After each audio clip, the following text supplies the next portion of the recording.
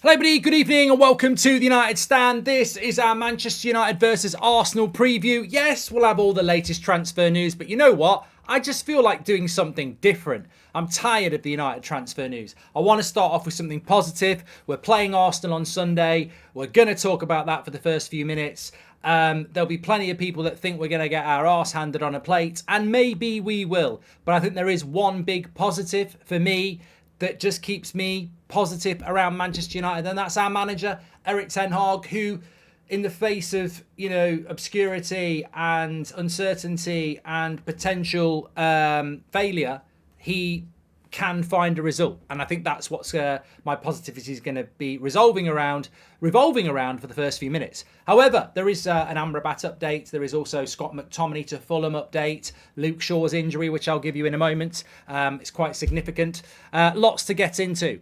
Could Amrabat make his debut on Sunday? Well, we haven't even bloody signed him as of now, but effectively he could make his debut on Sunday. Will Rasmus make his massive attacker? Will he make his debut on Sunday as well? Let's get into all of that. But before we do, it's a preview. So we are and have got our TUS predictor game that you can play. TUS predictor, it's your opportunity to win real cash by predicting real match day outcomes. It's easy and quick, and you can change your selections right up to the kickoff. With a minimum prize pool of £1,000, remember this could increase if many of you join in. Last week, 4 lucky winners: Day Waddle, Emin222, Genie and NB111 all won over 150 quid each, guessing 9 out of 10 predictions correctly, and with the rest of the prize pot being shared amongst the other lucky winners. So congratulations to them. All you got to do, links in the description or scan the QR code on your camera phone. It will take you to the TUS predictor game. 10 scenarios for Manchester United against Arsenal. Pick one. It could be like, will United get 3 corners, higher or lower? 10 scenarios. Very easy, very quick to do. And then you've entered into the game. There's also a free version if you want to play for free, where you can still win a share of £100 on the free version as well. So you may as well do it. Links in the description, or use the scan the QR code. You've got to be over 18 to play, of course. Terms and conditions apply. Please gamble aware. With that said, let's dive into the show and discuss the upcoming Manchester United match, which is Arsenal. And what I'm going to do straight away is just reveal the team that I would pick. The team I think he will pick, and probably logically the team I would pick. Now, what are your thoughts on Arsenal versus Manchester United? What are your thoughts on this game? That's probably about as good as it gets at the moment. And I probably would agree with that team. I've just heard, just before I came on air, that Luke Shaw is going to be out for 10 weeks. 10 weeks is 2.5 months. That puts us September, October, halfway through November. There's an international break then. So realistically, probably not back until the end of November, which is a long time.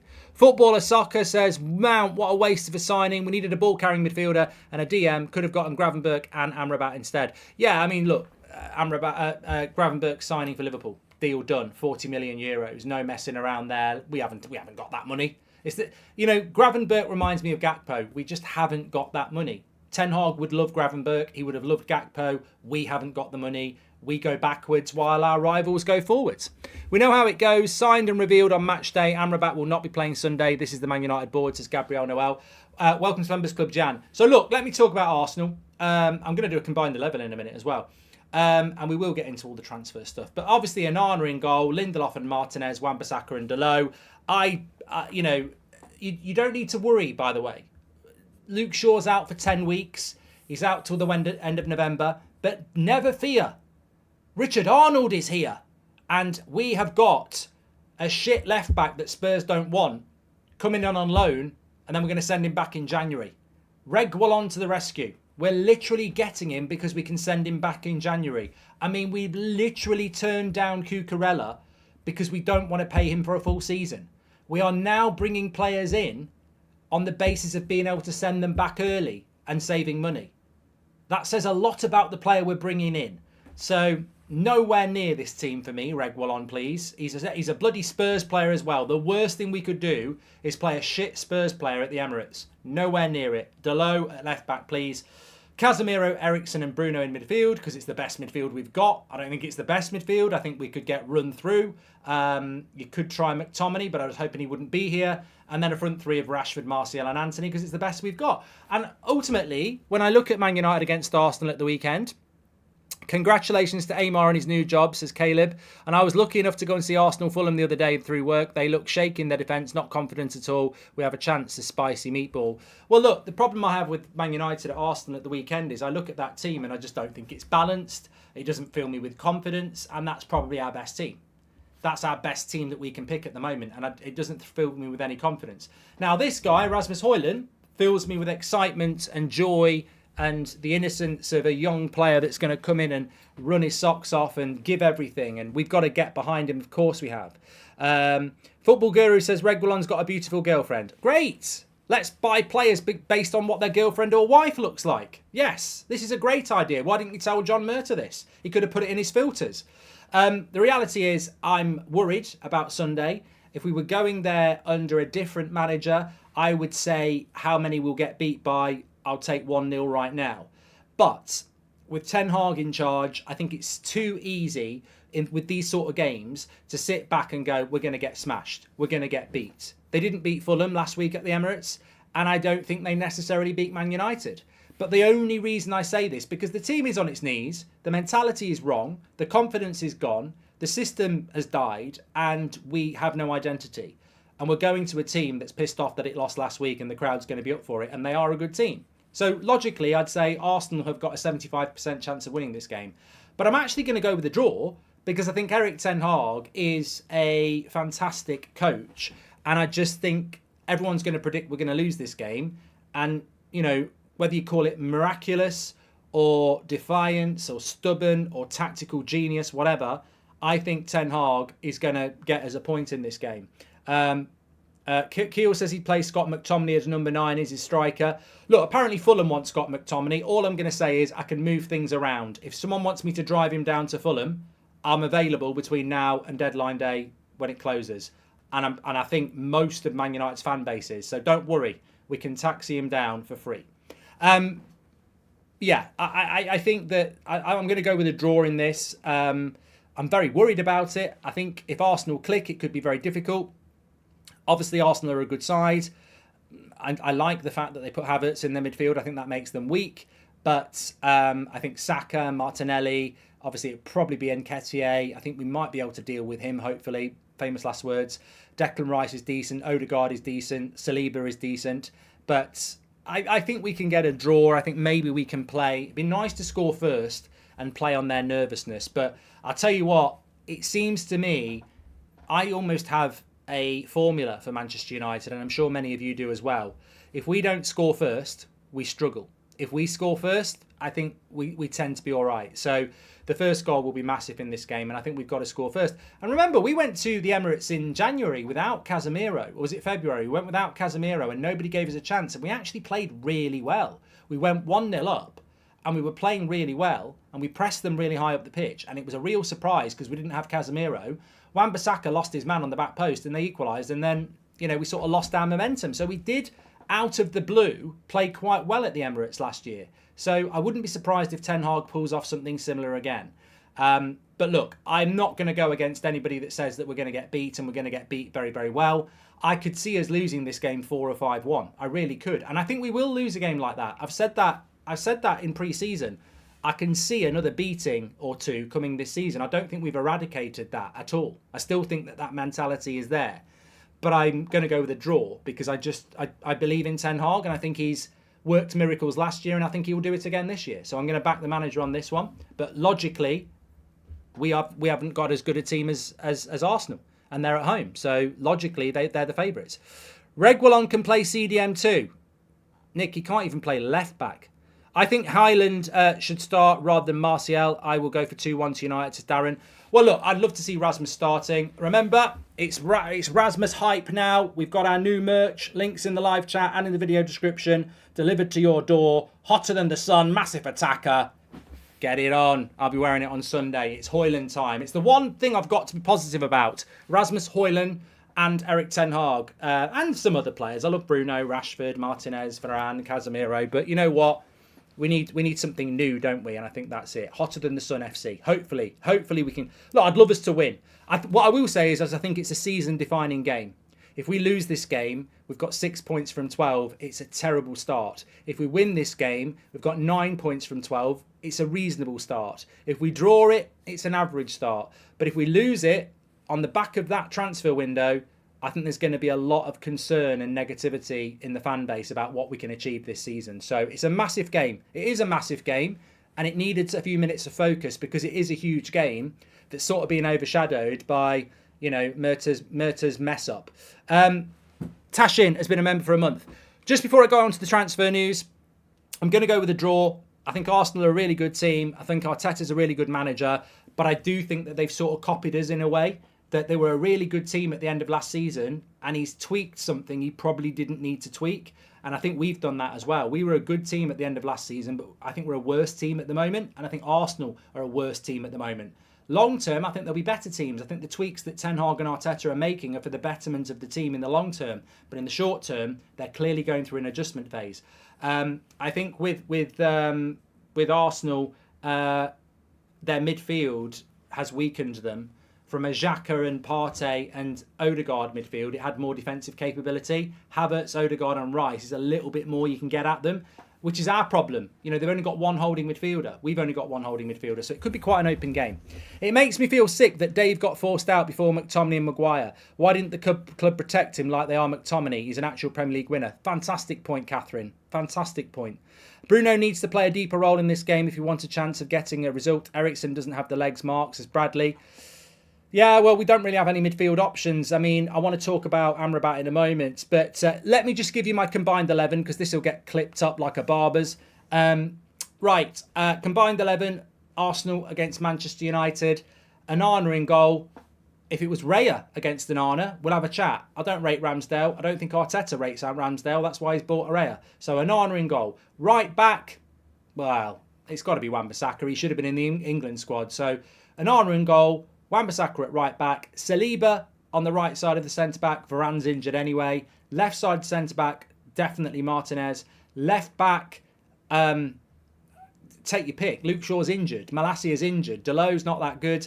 Whoever Arsenal play at left back. Kieran Tierney, Zinchenko. Take your pick, Arsenal. You can have the left back. So I've got Arsenal, Zinchenko, Saliba, Martinez, Wan-Bissaka and Onana. Into the midfield, I'd play Casemiro and Rice.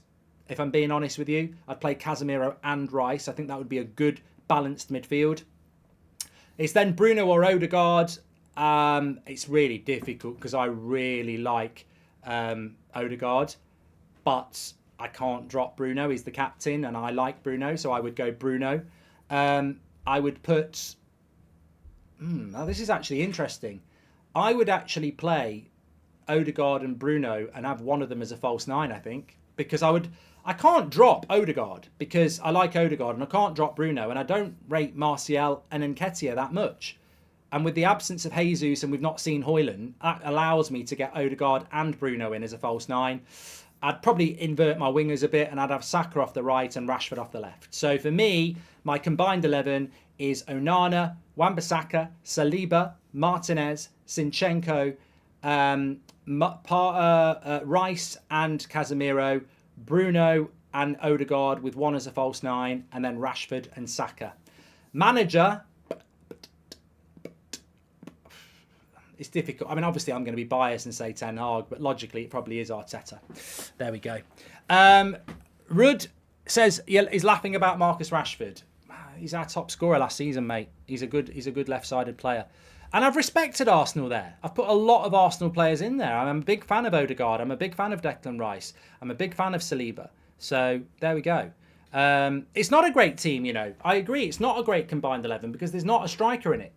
Arsenal haven't got a fit striker at the moment, and we haven't got a fit striker at the moment. So it's almost a cheat code that you can pick Bruno and Odegaard in it. But there we go. Will Amrabat make his debut against Arsenal at the weekend? Well, as of doing this video now, Amrabat is not actually a Manchester United player. So I don't know whether Amrabat would make his debut at the weekend. My indication is that he won't, because I don't think Rasmus will make his debut at the weekend, and he's been training for 8 days. Amrabat has been training on his own for, wait for it, 2 months. 2 months. He's not had a pre-season. So how does Amrabat go into a game for Arsenal? This is the brilliance of Manchester United's catastrophic transfer window. We've wanted Amrabat for 2 months, and he's been training on his own for 2 months with no pre-season, and is completely not match fit. So how could he even play against Arsenal? He's not even fit. And whose fault is it he's not fit? It's ours. We've had him waiting for 2 months, rejecting bids from other clubs, refusing to play for Fiorentina.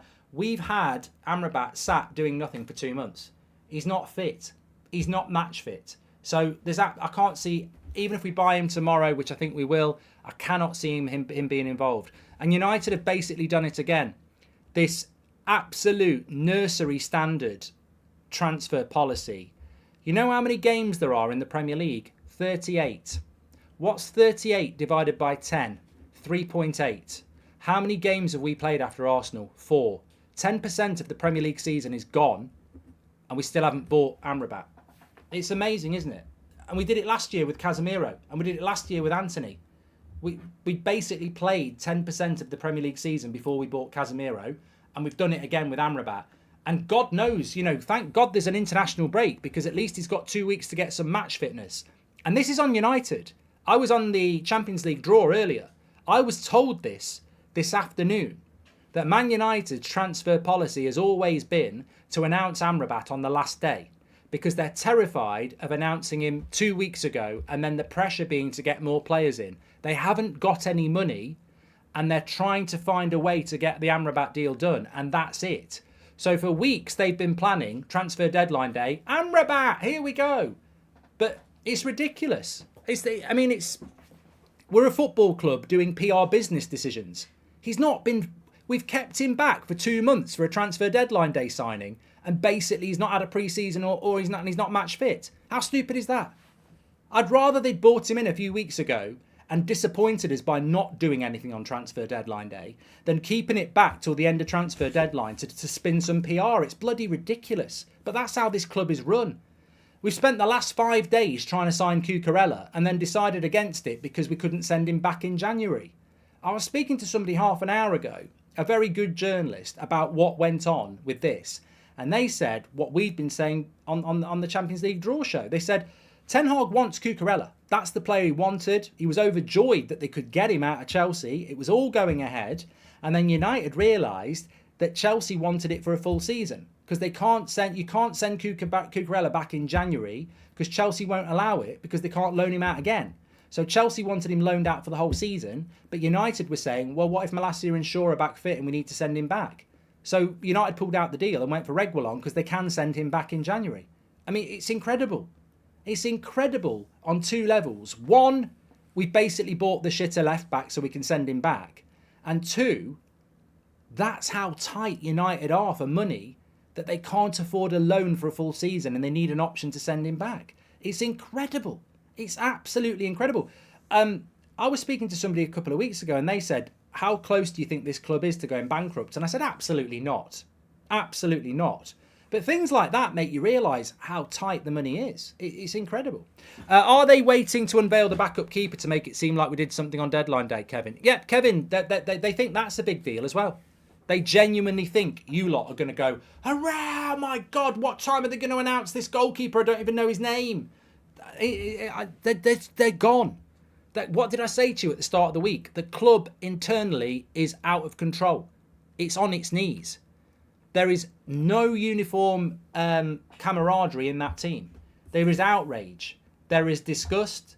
There is depression. There is disillusionment. The club is crumbling inside. You speak to anybody who's in and around it and they will confirm it. It's crumbling. The way Richard Arnold dealt with the Greenwood stuff, the transfer window, the sale, it's absolutely chaotic. There are people in that club who can't believe what's happening. There are people in that club that cannot believe we are not getting Cucurella, the player Ten Hag wanted, because we can't send him back in January. I mean, what level of confidence does that put into the manager and the player you're bringing in that we'll only do it if we can send him back in January? I mean, it's incredible. I don't know. The only clubs that behave like that are clubs that are on the verge of bankruptcy. You know, that you've got to have a break clause in January. Otherwise, you're not going to do it. It's incredible. And you're not thinking about the quality of the player. You're literally thinking about a business transaction. Is it crazy to think that Regulon can play on Sunday? Says Joe. Well, he might do. I don't know what Regulon's fitness is, Joe, because I don't bloody want him. For the price of Onana and Mount, we could have gotten Gravenberch, Kim Min-jae and Amrabat, says Eduardo. Well, look, I saw something this evening. Sky Sports are basically saying that Fulham are going to sell Polina to Bayern Munich, and they've made an inquiry about Scott McTominay. But even Sky are saying that if they want Scott McTominay, then at this late stage, they're going to have to pay a lot of money. I'm not even going to think about this. McTominay is like Maguire. They are going to survive. They are going to stay. And United won't do anything about it. But the hilarious thing is, this is the third club that apparently is interested in Scott McTominay, and we can't sell him. On the one hand, we can't afford to take a player on loan for a full season, and we need a break clause in January. And on the other hand, we're rejecting £30 million for Scott McTominay when he's not worth 25. It's astounding, really. It really is. I mean, you could write a book on how bad Manchester United have conducted this transfer window. And you're in trouble when you're getting sympathy from rival fans. I did a tweet a couple of hours ago saying that Gravenberch's a brilliant signing, and somebody who does a Liverpool website got in contact with me and said, don't really know much about him. What are your thoughts? And I said, no, I think he's a really good signing. And I know it's a bit, it is a little bit of a, it's a bit of a niche thing to think that he's a good signing, but I don't. I do. I've always wanted Gravenberch. So I said I think he'll be a good signing. And then the Liverpool person was saying to me, "Well, you know what, Mark? I actually feel sorry for you. I want Manchester United to be a competitor for Liverpool, and it looks like you're heading back down as we're heading back up again. We're like ships in the night."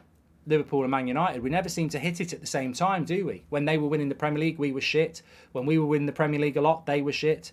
Last season we did well, they were shit. They seem to be on the way back, and we seem to be on the way down. It's a concern, but we just don't have the money. Regulon deal done, says Daily Hibbert. Mate, I want to throw up. I can see it in the chat. Here we go, Regulon. Oh God, I don't know what to say. I'm just going to tweet something.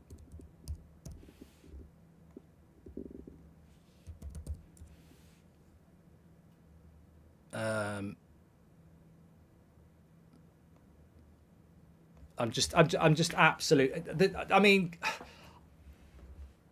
yeah, I can honestly say I will not be stopping this show to do a separate Here We Go for Regulon.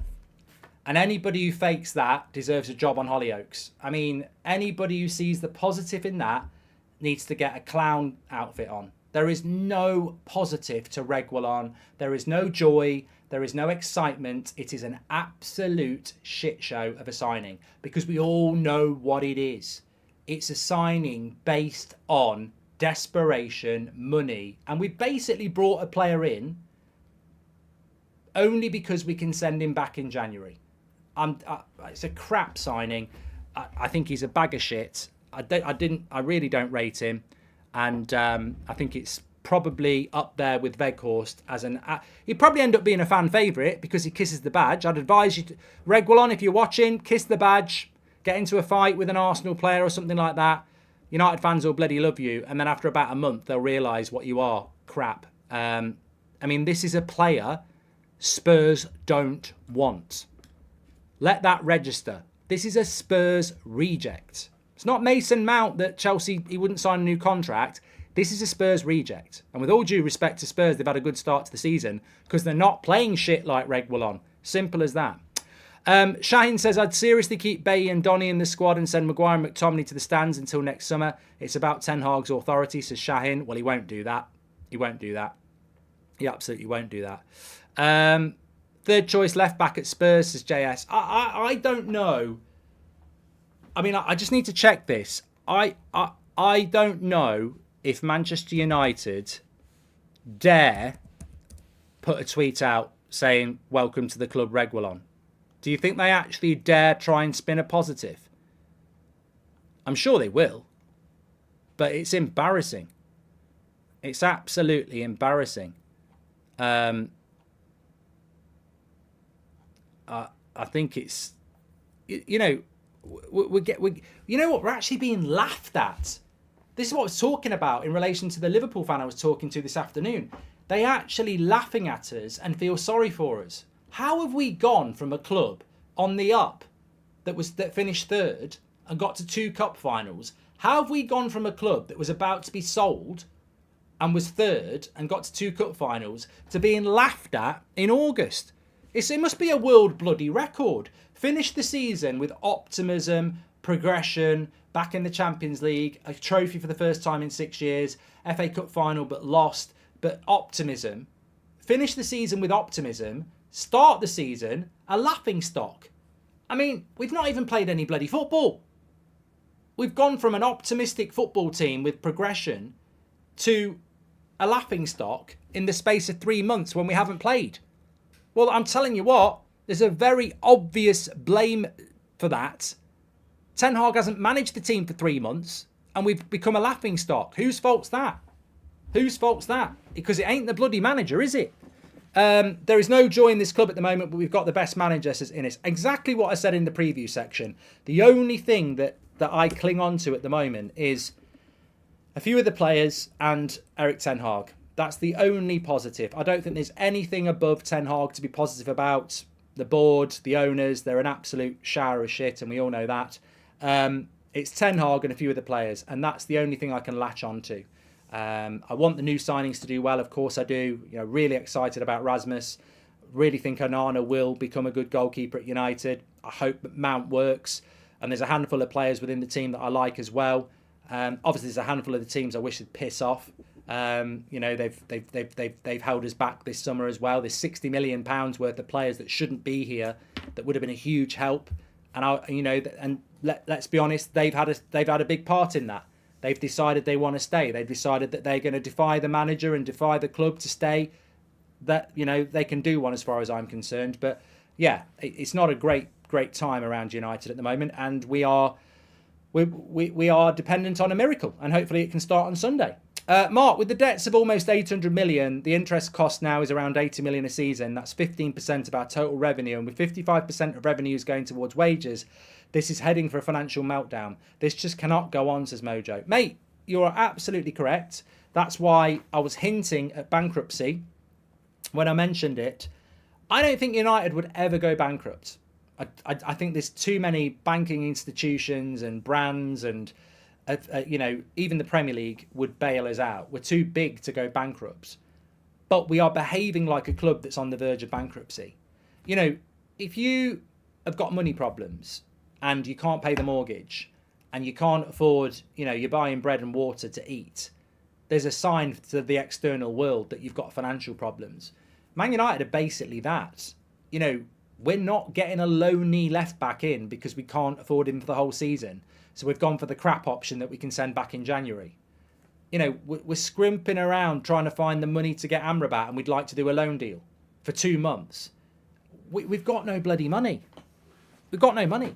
We are at a sad start of a season. What will even be our best 11 at the end of the international break, says Zhao. Let's celebrate Henderson going. I would rather play Alvaro Fernandez than Regulon. Give the kids a chance. They're passionate for the club, says Andy. I think we've, you know, whatever money we're giving Spurs for Regulon, I think we may as well have burnt it. I don't understand it. I don't understand why we've brought Regulon in. I actually don't understand it. Cucurella, I understand it because I think there's a good player there.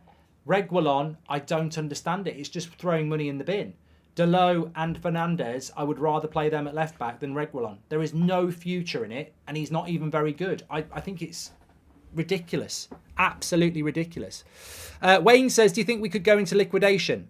Well, we won't go into liquidation because there's 2 people willing to buy the football club and clear the debt. This is the stupid thing. We're acting like a club that's going bankrupt, but we've got somebody who will buy the club, give the owners a fair price and clear the debt. And that's Qatar. So, yeah, we are behaving like a club that's going bankrupt, but it's illogical.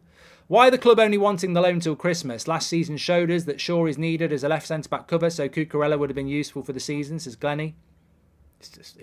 It's a sickener, mate. It's an absolute sickener. We all thought we were getting Cucurella and we end up with Regulon. Fucking hell. It's like thinking you're getting lasagna for tea and finding out you're getting a slice of bread instead. I would have rather Cucurella, but we've signed Regulon, and I hope he can do well for us, says Man United Hodge. Mate, you know what? I actually agree with you. I think you've always got to back a player that's new to the club in a United shirt. I completely agree with you.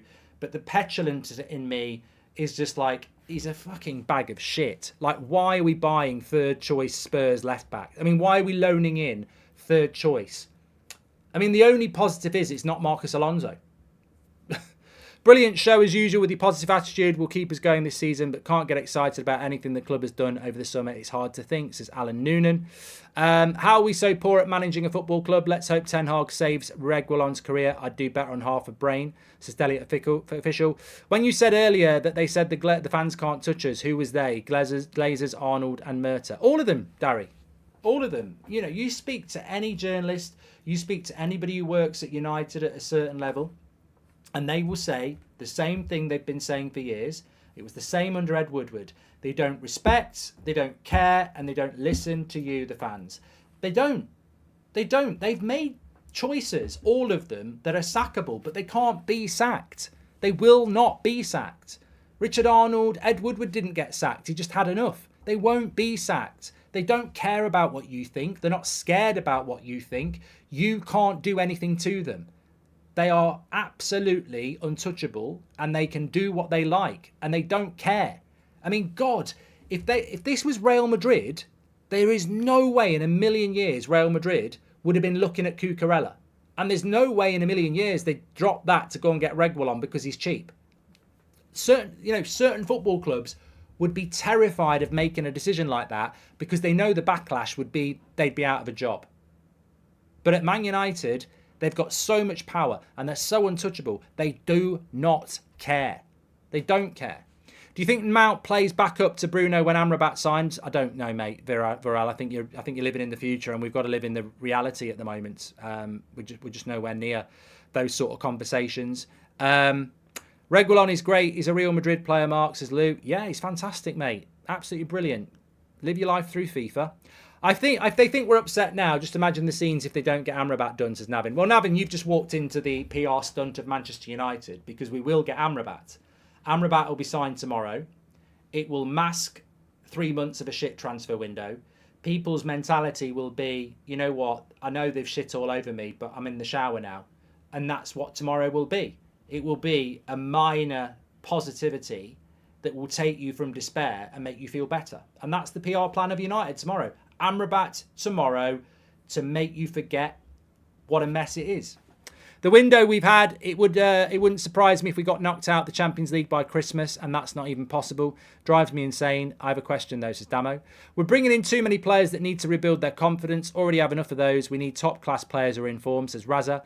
Arnold and Murta don't even care what Erik Ten Hag wants or thinks. How the hell do the fans think they give a toss about them, says Stephen. Can you please take Sanchez as well, says Mats. Look, I think there's a good point there, and I was thinking about this afternoon. When you look at the United squad going into the season now, the mix is crap. It's really not a good mix. You know, if you're baking a cake and you've got your flour and your eggs and your milk, I mean, you might not have that if you're a vegan or whatever, but you know what I mean. A good cake has a good specific set of ingredients to bake a cake. And if you look at Arsenal and you look at Liverpool and you look at Man City, they might not all be successful, but they are building the ingredients. I mean, for example, if I look at Liverpool last season, their midfield was a joke. Fabinho, Henderson, Thiago, they'd had better days. It's a massive, massive project to rebuild an entire midfield in one summer. Klopp has brought in McAllister, Szoboszlai, Gravenberch and Endo. And actually, you know, they did want a Casido. They did want a Lavia. They missed out on those, and they've still constructed a midfield that could work. It could work. So, Manchester City, Gundogan goes, Kovacic comes in, Vardiel comes in, Laporte goes out, Nunez comes in the midfield, and Doku comes in with Mahrez going. They've made a cake. They've got the ingredients to be successful.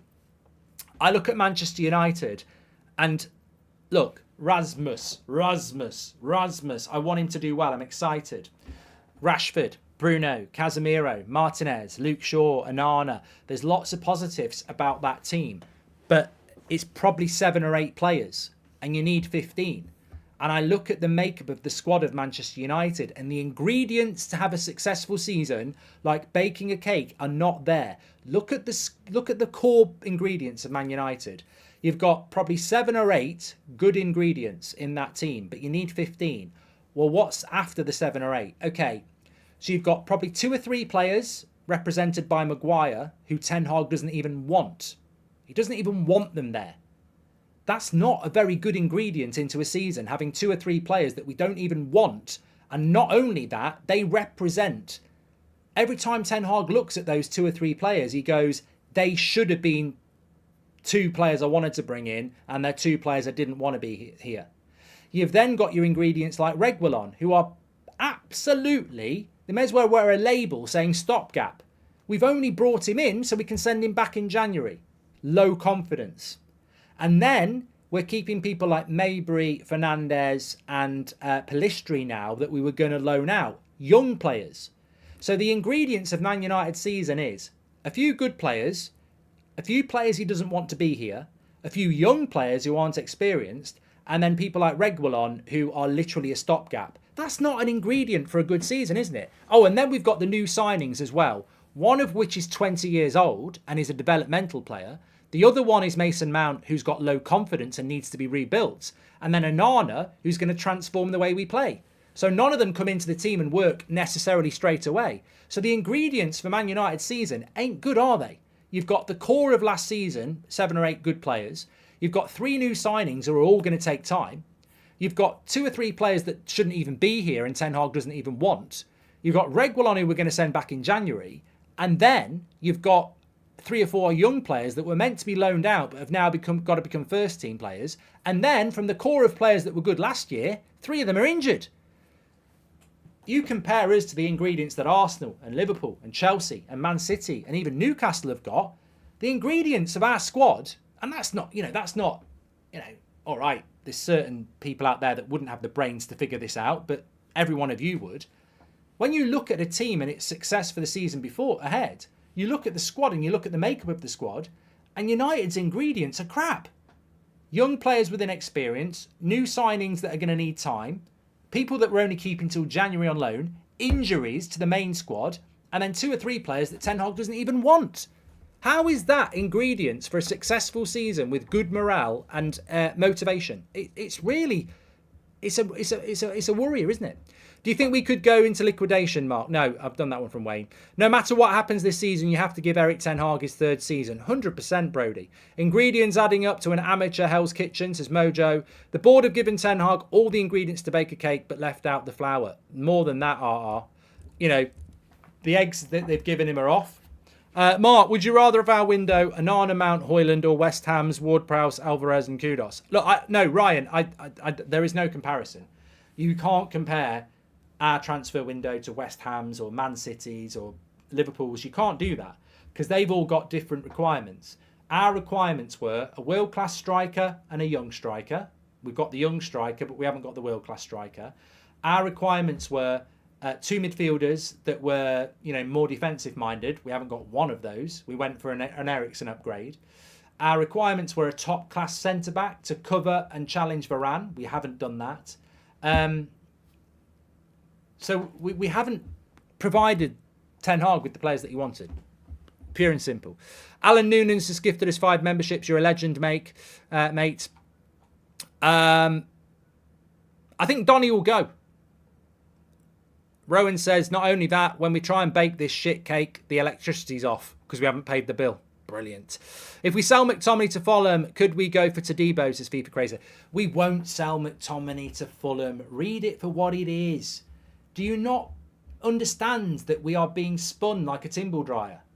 I said this to you at the start of the week. Bayern Munich, when we're in for Man United, we're in for McTominay, and they're not in for McTominay. They were in for him for 2 days, and then they weren't in for him. They were never in for him. They were never in for him. That is the biggest load of bollocks I've ever read. That Bayern Munich were not in for McTominay. If they wanted him, they'd have bought him. They weren't in for him. They're about to spend about £70 million on Polina. They were not in for McTominay. And Fulham are not in for McTominay either.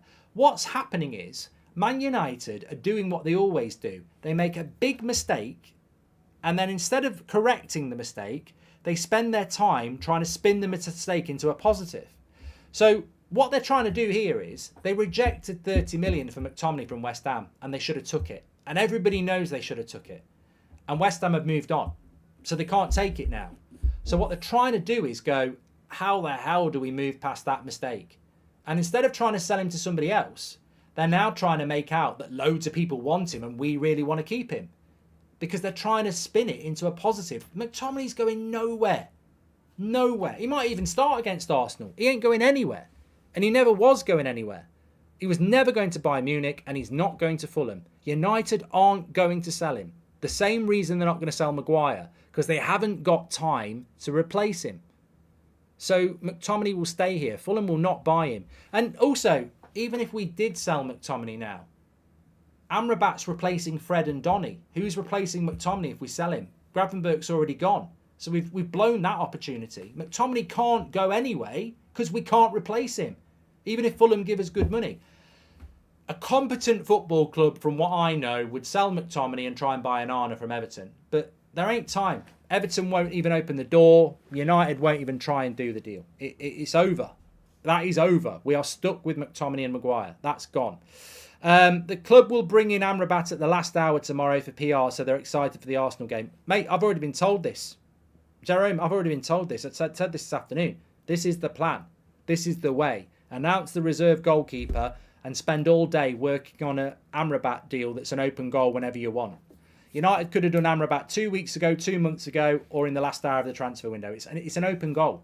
Fiorentina can't get him to stay. He won't sign a new contract. He won't sign for anybody else. He only goes to Man United. So Man United basically can announce that whenever they want.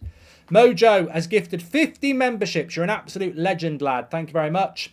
Jack Strand has been a member for 41 months. What a legend. And when the white paper came out, I thought the government kept continuously reviewing club owners and directors, including current owners of the club, says Damo.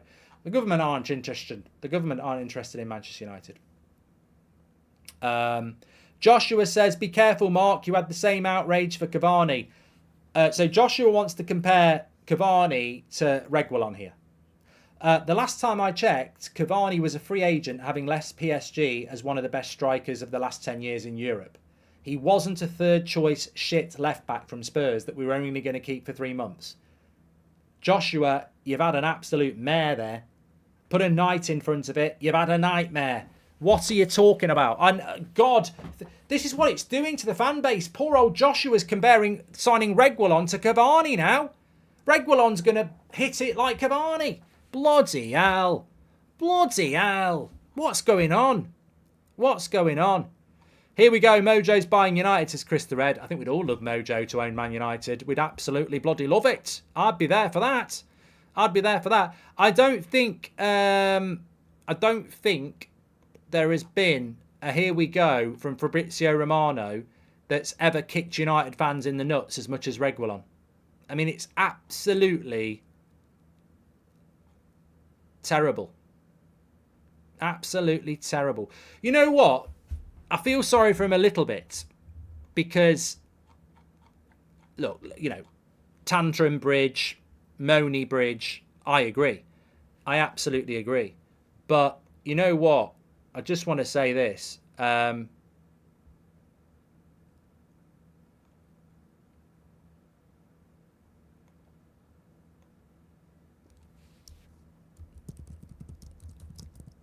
problem with the Regulon deal is we already know, we know too much, don't we? Hi, Mark. Hope you're well. We still have Prats here, says Rizik, and could have sold McTominay and replaced him with a younger and better player in Gravenberch, says Angel Beast. Oh, no, but Scott McTominay's really young. Have you not seen the leaks over the last 6 months? United want to keep McTominay because of the youngest midfielder we've got. He's 27 in December. But he's young. McTominay's young. He's got loads of potential. The problem with the Regulon deal is twofold. One, most people won't think he's very good. That's fair enough. Like, you might not think he's a very good footballer. Third choice at Spurs, they want to get rid of him. So, you know, How would I know if I've been gifted a membership, says Rayan? You'd have a little badge next to your name like people like Ryan and Joe. So there's the one problem with Regulon is some people don't think he's very good. But if we had got Regulon and that was what we knew and that was all we knew, I think people would have received it a little bit better. The problem with the Regulon deal is every Man United fan knows we wanted Cucurella. And every Man United fan knows we haven't got Cucurella because we can't send him back in January. So we've gone for Regulon because he's cheaper and we can send him back in January, which basically says to the world, we think Regulon's a bit shit, but he can do a job for a little bit and we'll send him back. So how are we supposed to get excited about a player that we know even the club that are bringing him in thinks he's a bit shit and they want to send him back in January? That's the problem with that deal, is that we know the club itself are doing it on the cheap and want to send him back in January. What's exciting about that? How do you think our squad compares to the test of the top sides in the Premier League, even after our supposed transfers windows are done, says Varel? There you go. Henderson to Palace, 20 million, says Edgar. Should have been done in June. What do I... Well, I don't know about the squad. Well, I'll ask you on a poll here.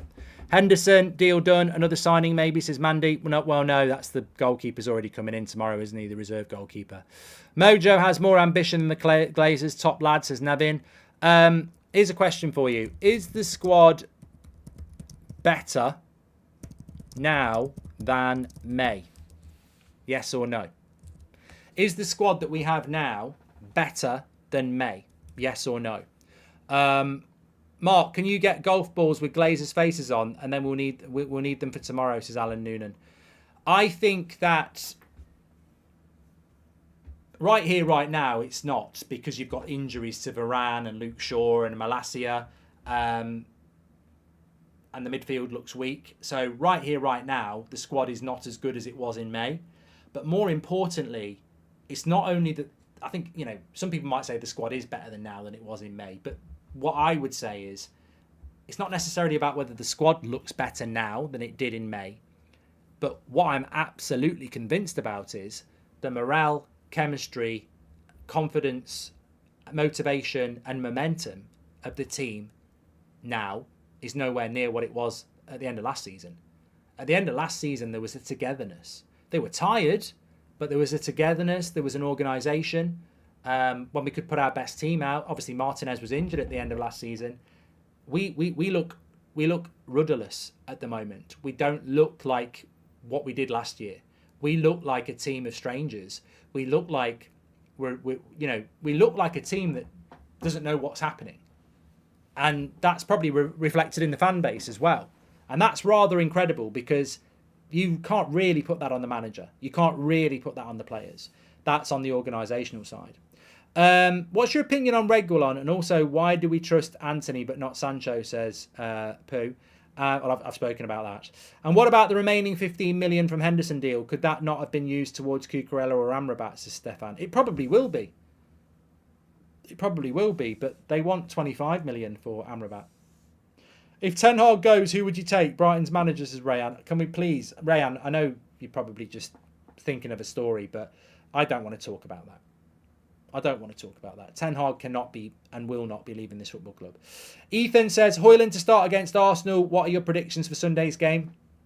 I did it at the start of the show, mate, so watch it back. But basically, I think Ten Hag might be able to get us a draw. Hojlund could start. He could start. Ten Hag will throw people in. It's all about fitness, so he could start. Jerry, thank you very much for your super chat. After the signing of Regulon, what do you reckon Andy Carroll next, says Robbo. Welcome to Members Club, Jabbar. And 13 million left after the reserve goalkeeper comes in. What do you think in selling McTominay for 30, then use it to offer Everton 40 for an Arno, says Damo. Look, the trouble is now, is that if you even give an offer to Everton that they want to accept for an Arno, have they got time to do anything themselves? That's the problem. It's been left so late. We won't sell McTominay. Even if we get a good offer, we won't sell him now. I think it sucks, but look, Regulon signing is happening because of injuries, says Ray. And we will never fully benefit from academy or young players as long as we fail to develop them properly, and that includes loans. It's sad, says Emily. I agree with you, Emily. I think Pellistri I would have kept but Mabry and Fernandez needed loans, and we're now potentially losing a year of their development because we need to keep them because the squad's so thin, and they'll hardly play for the first team. They could have gone on loan and played 30 games in the Championship or the Premier League, and they'll be lucky if they get 30 minutes in the Premier League this season. They'll just be there as peripheral players in case there's any injuries, and that's a shame for those young players. If they were going to be like Mainu and play first-team football, that's great. But the plan was to loan Mabry. The plan was to loan Fernandez. And we're now keeping them because of injuries. But when those players come back from injury, they won't be used. And will they be used even when those players are injured? No, they might make a bench appearance, but they won't play either. So I think it's a real shame on their development. Great content. Keep up the good work, says Brob. Look, just as a signpost for tomorrow, transfer deadline day tomorrow. Somebody in the chat will tell us. I think it closes at 11. Ryan says that Mainu's out till February. I didn't think it was that long. I think the transfer window closes at 11 tomorrow night. So we will have the 10 o'clock show for you tomorrow, as per usual. Erik ten Hag's press conference. And then during the evening, we've got like a transfer deadline day show that will go through till the end of the transfer window. We'll obviously react to any big stories. Erik ten Hag's press conference will be very interesting tomorrow. Look, Erik ten Hag has my complete support, you know that. And I know that irritates some people, but he does.